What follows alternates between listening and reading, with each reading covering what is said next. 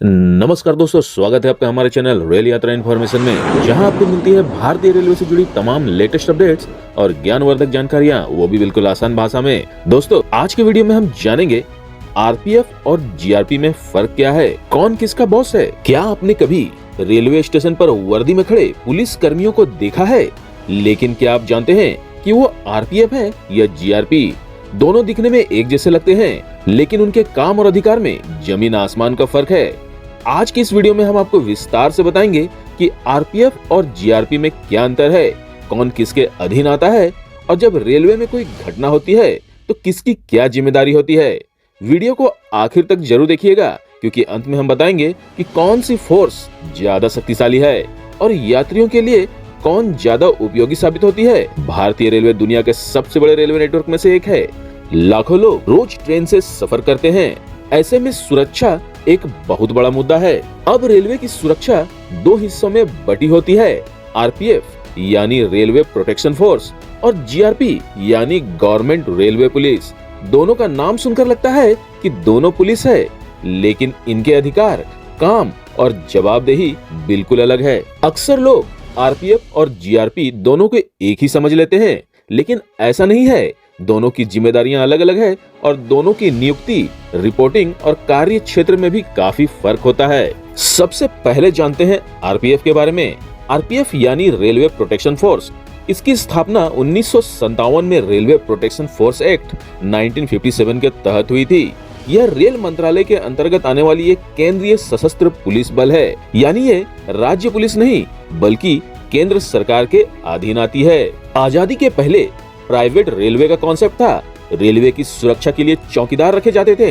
GRP को पैसा देकर रेलवे की सुरक्षा के लिए बुलाया जाता था।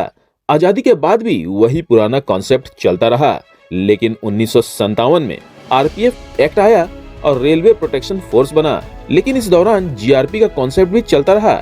जैसे एयरपोर्ट पर सीआईएसएफ काम करती है, उसी तरह रेलवे में आरपीएफ काम करती है। तो हम कह सकते हैं कि जीआरपी और आरपीएफ दोनों एजेंसियों के काम बटे होते हैं। आरपीएफ का मुख्य काम है रेलवे की संपत्ति की रक्षा करना, जैसे इंजन, बोगी, पटरियां, सिग्नल सिस्टम, रेलवे स्टेशन की सरकारी चीजें और रेलवे के अंदर होने वाली चोरी या तोड़फोड़ रोकना। इसके अलावा आरपीएफ यात्रियों की सुरक्षा में भी मदद करती है, लेकिन कानूनी तौर पर इसका मुख्य काम रेलवे की संपत्ति की सुरक्षा करना है। यानी इसकी जिम्मेदारी बेहतर सुरक्षा और रेलवे संपत्ति, यात्री क्षेत्र और यात्री और उससे जुड़े मामले की होती है। आरपीएफ रेल मंत्रालय के अधीन कार्य करता है। देश भर में रेलवे सुरक्षा विशेष बल आरपीएसएफ की 12 बटालियन कई क्षेत्रों में स्थित है। आरपीएफ को चोरी, बेईमानी से गमन और रेलवे के अवैध कब्जे से संबंधित अपराधों से निपटने का अधिकार है। रेलवे की छत पर यात्रा, दलाली, महिलाओं के लिए निर्धारित डिब्बों में अनाधिकृत प्रवेश, अनाधिकृत वेंडिंग, अतिचार आदि से संबंधित अपराधों से निपटने का काम भी आरपीएफ की ही होती है। आरपीएफ के जवान स्टेशन पर गश्त लगाते हैं, संदिग्ध लोगों पर नजर रखते हैं और ट्रेन में अपराध की संभावनाओं को रोकते हैं। महिला सुरक्षा के लिए मेरी सहेली जैसी पहल भी आरपीएफ ने ही शुरू की थी, जिसमें महिला कर्मी ट्रेन में यात्रा करने वाली महिलाओं की सुरक्षा सुनिश्चित करती है।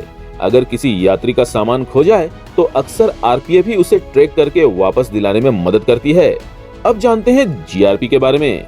जीआरपी यानी गवर्नमेंट रेलवे पुलिस राज्य सरकार के अधीन होती है, यानी ये रेलवे की स्टेट पुलिस है। जीआरपी पुलिस विभाग का ही एक हिस्सा होती है, बस इसका काम रेलवे से जुड़ा होता है। यानी जीआरपी स्टेट पुलिस की ब्रांच है।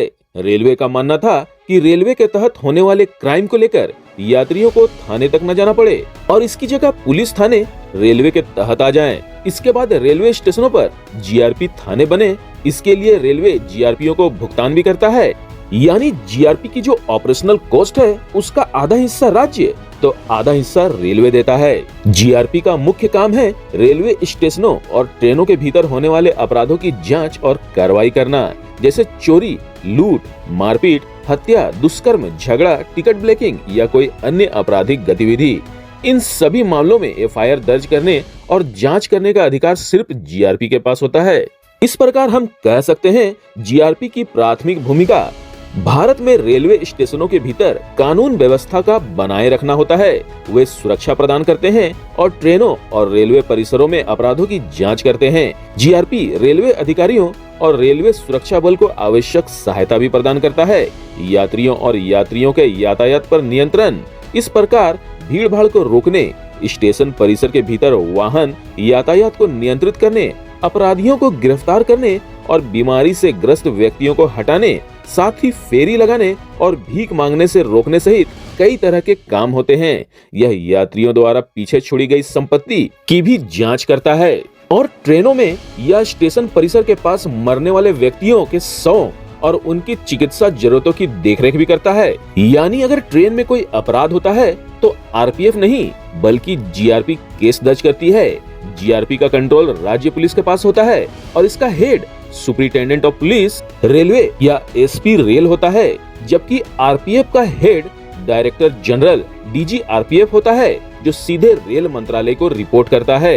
एक उदाहरण से समझिए, अगर ट्रेन में किसी यात्री का मोबाइल चोरी हो जाए तो आप आरपीएफ से तुरंत मदद ले सकते हैं। वे चोर को पकड़ भी सकते हैं, लेकिन उस पर एफआईआर दर्ज करने और कानूनी कार्रवाई का अधिकार सिर्फ जीआरपी के पास होगा। यानी आरपीएफ पकड़ तो सकती है, लेकिन केस जीआरपी चलाती है। वहीं अगर रेलवे की पटरियों पर किसी ने तोड़फोड़ की तो यह रेलवे संपत्ति से जुड़ा अपराध है, इसलिए इसमें आरपीएफ की जिम्मेदारी सबसे पहले बनती है। दोनों फोर्स कैसे साथ काम करती है, चलिए अब उस बारे में जानते हैं। आरपीएफ और जीआरपी मिलकर रेलवे को सुरक्षित रखने का काम करती है। जैसे मेल एक्सप्रेस ट्रेनों में दोनों के जवान पेट्रोलिंग करते हैं। स्टेशनों पर जॉइंट नाइट पेट्रोल भी होती है। बड़े त्योहारों जैसे छठ, होली या दिवाली पर भीड़ को संभालने और अपराध रोकने के लिए दोनों विभाग साथ काम करते हैं। दोस्तों, अगर आप ट्रेन में सफर कर रहे हैं और कोई घटना होती है तो आप 139 हेल्पलाइन नंबर या 182 नंबर पर कॉल करके आरपीएफ को तुरंत सूचना दे सकते हैं।